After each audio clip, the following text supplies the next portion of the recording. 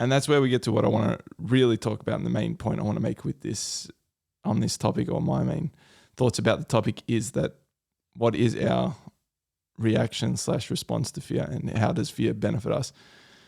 And I'm going to start this by saying there's like pretty well-known quote that the only thing to fear is fear itself. And at first that sounds, I don't know, when I first heard that, I didn't really think much of it. But when I actually was in a state where I was like fearful unnecessarily, and that was causing me to act in a certain way, I realized that, okay, this quote has power, because what it's saying is that fear is often, when we have that fear, it causes us to react. It causes us to jump. It causes us to fight. It causes us to flee. And the problem with that is, in some instances, it's good because it's a very fast reaction. So you can imagine if you're being chased by a lion or a tiger or an animal that's, a predator, you want really fast reactions and you want them to be without thought. You want to jump at it. But I would say over 90% of the time that we are alive, we are never in a situation where we have to act so fast that we need to just leave it to subconscious thought. But the problem is we are in fear a lot of our times in our lives, and we allow our reactions to dictate how we will act.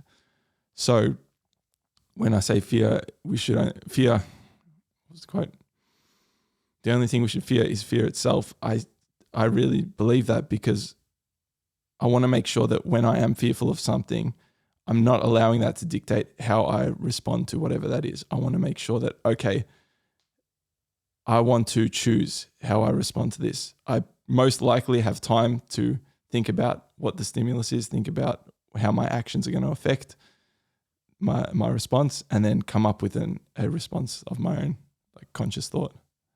Yeah, I think it's one of those, I don't know if it's considered an emotion, but in my mind, it's kind of one of those emotions. It's like a root emotion, or like an initiator of a lot of other emotions. So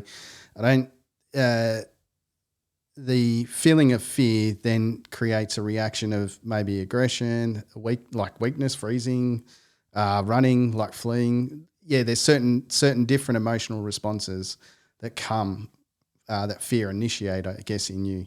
And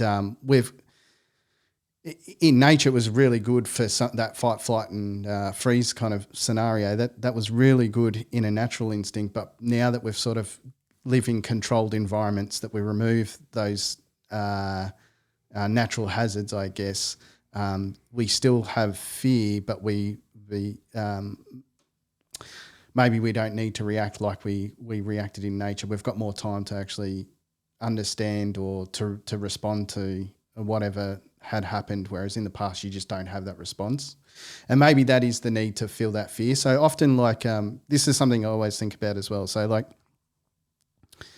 some people will say, oh, what have they got to complain about, because these guys are doing a lot worse. So, I wasn't able to get my peanut butter this morning, and this person, is trying to survive over here. So, but what's interesting is, I think you sort of say, well, they've got no reason to complain, but the complaining is actually like a natural human feeling. So I think each individual needs to, at some point, go through that feeling of complaining. And I would say that the same is about fear. Like, you can't remove the feeling of fear. So if there isn't really any present immediate risks, that doesn't mean that you're not going to actually get that feeling of fear. It just means that it's not necessarily useful in that environment that it was once useful for. So I guess what I'm saying is that as a human, it is necessary that we have fear. You can't really remove it. But because our environment has changed and there's no immediate risk, it's not as valuable as it once was. And so we have more opportunity to basically process that fear at that point in time and try and respond in a much more valuable manner, I guess. I agree with you. I think it is necessary that we do have fear. And I'm trying to clean up what I was saying previously. My problem isn't with having or fearing things. My problem is that, okay, allowing that to control our actions. So when I say, okay, the only thing you should fear is fear itself, it's really, the only thing you should fear is that fear will take over. Fear will make you fly. Fear will make you fight. Fear will make you freeze without you choosing how to or which one to utilize. And another component of that is that a lot of our life is sedentary now, but fear, it kind of revs you up. It wants you to do something physical.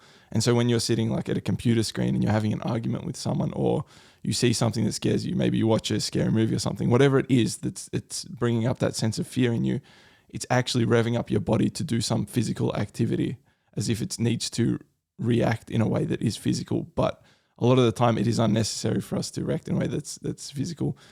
And instead what that does, it kind of deteriorates our health if we don't let it out. And so that is why it's like, okay, be mindful of what fear is doing to you.